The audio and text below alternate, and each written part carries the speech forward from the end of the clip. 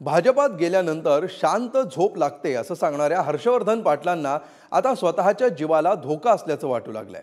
तसं पत्रही त्यांनी मुख्यमंत्री आणि गृहमंत्र्यांना लिहिलंय। एकीकडे बारामती लोकसभेत रंगणाऱ्या पवार विरुद्ध पवार लढतीकडे सगळ्यांचं लक्ष लागलेलं आहे आणि असं असताना इंदापूरमध्ये मात्र विधानसभेचे हिशेब मांडायला सुरुवात झाली आहे। बघूया एक रिपोर्ट। लोकसभेची मात्र गाजावाजा विधानसभेचा अशी स्थिती बारामती मतदारसंघाची झाली आहे। कारण इंदापुरात महायुतीमधील नेत्यांचा वाद दिवसेंदिवस टोकाला चाललाय। अशातच भाजप नेते हर्षवर्धन पाटलांनी नाव न घेता मित्रपक्ष राष्ट्रवादी काँग्रेसवर अत्यंत गंभीर आरोप केले। माझ्या जीवाला धोका असल्याचं म्हणत मुख्यमंत्री एकनाथ शिंदे आणि गृहमंत्री देवेंद्र फडणवीसांना त्यांनी पत्र लिहिलंय। या पत्रात ते असं म्हणतात, महाराष्ट्र राज्यामध्ये महायुतीचं सरकार आपल्या मार्गदर्शनाखाली योग्य पद्धतीने काम करत आहे, परंतु इंदापूर तालुक्यामध्ये मित्रपक्षांचे काही पदाधिकारी राजकीय जाहीर मेळावे आणि सभांमधून माझ्यावर अतिशय खालच्या पातळीवर एकेरी आणि शिवराळ भाषेत बेताल वक्तव्य करत आहेत। त्याचबरोबर तालुक्यामध्ये फिरू न देण्याची धमकी देत आहेत। त्यामुळे माझ्या सुरक्षिततेची मला चिंता वाटत आहे। सदरील बाब अतिशय गंभीर असून आपण यामध्ये तात्काळ लक्ष घालावे। अशा गुंड प्रवृत्तींच्या लोकांना वेळीच आळा घालणे आवश्यक आहे। तरी आपण याबाबत ठोस भूमिका घेऊन योग्य त्या कारवाईचे आदेश देऊन सहकार्य करावे ही विनंती।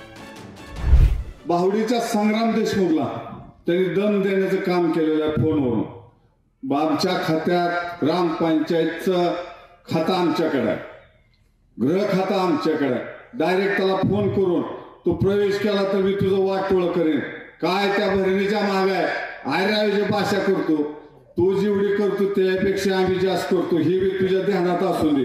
तुला तसंच जर आमच्या मनात आलं तर तालुक्यात बी फिरून द्यायचो नाही।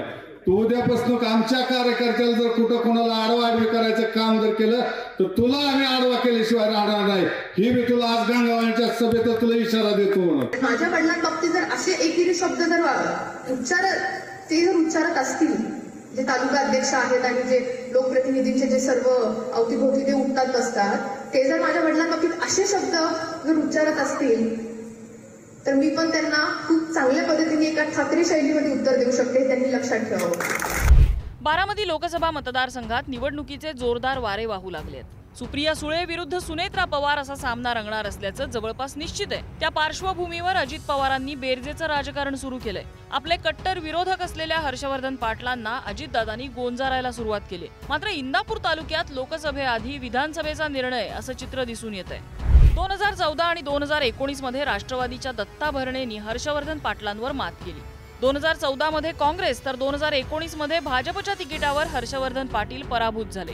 दत्ता मामा भरणेंच्या रूपानं इंदापूरची जागा महायुतीतील राष्ट्रवादीकडे आहे। 2019 मध्ये भाजपच्या तिकिटावर लढल्यानं हर्षवर्धन पाटलांचा इंदापूरच्या जागेवरती दावा आहे। दत्ता भरणेंकडून विकास कामांचं भूमिपूजन, उद्घाटन समारंभ याचा धडाका लावण्यात आलाय। हर्षवर्धन पाटलांकडून 2024 संकल्प विजयाचा या नावानं मेळावे होत आहेत। तिसऱ्यांदा आमदार झाल्यावर आणखी कामं करणार अशी मांडणीही ते करतायत। 2024 ची विधानसभा आपण भाजपकडूनच लढणार असा त्यांचा पवित्रा आहे। मला वाटतं त्यांचा तो अधिकार आहे। राज्य सरकारने त्यांच्या पत्राला गांभीर्याने घेतलं पाहिजे असं माझं मत आहे। आमच्यातलं वातावरण असं मोकळं आहे। तुम्हालाच माझी विनंती राहील की अंतर्गत हा महायुतीतल्या घटक पक्षांचा विषय आहे। त्यांचा काही कोणाबद्दल गैरसमज झाला असेल तर तो आम्ही भेटून दूर करू। पण अशा पद्धतीची धमकी वगैरे देण्याचं राजकारण इंदापूर तालुक्यात कधी नाही आहे। आम्हालाही जाणीव आहे, आम्ही इतके वर्ष राजकारणात आहोत, राजकारण करतो, एकत्र आता निवडणूक लढायची आहे। असं कोण कोणाला धमकी दिलं हे करेल असं मला वाटत नाही। बारामती लोकसभेच्या निमित्तानं हर्षवर्धन पाटील आणि अजित पवार गटातला जुना वाद पुन्हा उफाळून आलाय। हर्षवर्धन पाटलांची कन्या आणि भाजप जिल्हाध्यक्ष अंकिता पाटलांनी काही दिवसांपूर्वी अजितदादांवर तोफ डागली होती। विधानसभेला आम्हाला जो मदत करेल त्यालाच आम्ही मदत करू असं म्हणत मागच्या वेळेस आमच्या पाठीत खंजीर खुपसला गेला असा आरोप त्यांनी केलाय। आम्ही तेव्हा महाआघाडीत होतो, आता आम्ही महायुतीमध्ये आहोत आणि मागच्या तिन्ही वेळेस त्यांनी शब्द देऊन फिरवलेला आहे। त्यांनी आमची फसवणूक केलेली आहे, आमच्या पाठीत खंजीर खुपसलेला आहे। त्यामुळे ह्या वेळेस जसं मी सांगितलं, उमेदवार जे कोणी असतील, जे कोणी जाहीर होईल, आमचं विधानसभेला ते काम करणार असतील तर आम्ही त्यांचं लोकसभेला काम करू।